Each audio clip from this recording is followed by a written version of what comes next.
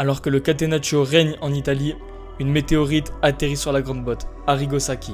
Intronisé par Silvio Berlusconi et son amour du spectacle en tout genre, Arrigo Sacchi et son amour d'un football spectaculaire et proactif viendra bouleverser les habitudes italiennes et son Milan rentrera dans la légende.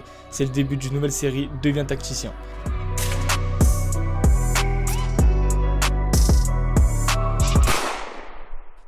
Cette série Devient tacticien, je vais vous la présenter rapidement. C'est une série qui a pour objectif de parler d'une ou plusieurs innovations des plus grands coachs de tous les temps. Et pour commencer, on va parler d'Arrigo Sacchi. Pour ceux qui ne connaissent pas le Milan d'Arrigo Sacchi, c'était une équipe qui était en 4-4-2 à plat, avec une doublée d'attaque qui était une des plus grandes de tous les temps, Van Basten, Gullit, des joueurs comme Rijkaard, Donadoni, Ancelotti, Baresi. C'était une équipe de crack à peu près à tous les postes. Et pourquoi son Milan est rentré dans la légende en dehors du fait qu'il a gagné 2 Ligues des Champions en 89 et 90?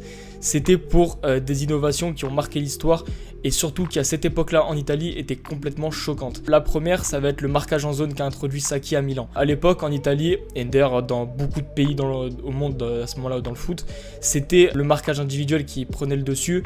Et il y a une anecdote assez marrante avec Sacchi. Lors d'un Naples-Milan, on lui avait posé la question, mais qui va s'occuper de Diego Maradona en marquage individuel? Et Sacchi avait surpris son monde en disant: personne ne prendra Maradona en marquage individuel, ça va dépendre de où Maradona se trouve par rapport à ma zone et chaque joueur de mon milieu de terrain et de ma défense s'occupera un petit peu de Maradona selon la zone. À l'époque, c'était complètement choquant. Une autre chose, c'était le bloc de Sacchi qui était sur 30 mètres entre le défenseur central et son numéro 9. C'était quelque chose aussi sur lequel il insistait beaucoup parce qu'il jouait le pressing. Alors il était en départ en bloc médian. L'objectif était tel que à chaque passe où l'adversaire trouvait l'attaquant, les défenseurs centraux de Milan avançaient sur l'attaquant adverse, l'obligeaient à jouer en arrière et à partir de là, le piège du hors-jeu se refermait et si l'équipe adverse souhaitait de repartir de derrière, à ce moment-là, le Milan de Sacchi développait son bloc en diagonale, obligeait l'adversaire à s'excentrer sur la ligne de touche et Milan récupérait le ballon comme ça dans le camp de l'adversaire. Ce qui à l'époque était complètement fou et qui était inspiré des Pays-Bas de Rinus Michels. On y reviendra dans un autre épisode de Devient tacticien. Au niveau offensif, je ne m'attarderai pas trop dessus vu les talents qu'il y avait à l'époque. Sacchi privilégiait un jeu en peu de touches de balle avec beaucoup d'appui remise, avec des ailiers qui étaient plutôt des milieux offensifs excentrés qui demandaient le ballon dans les intervalles pour créer de l'espace sur les côtés pour les latéraux et pour les attaquants de pointe en profondeur. Je ne m'attarderai pas dessus, c'était quand même plus classique. Par contre, effectivement, son bloc défensif à l'époque, c'était complètement fou. Le marquage en zone, aujourd'hui, ça devient la normale. À l'époque, ça l'était pas.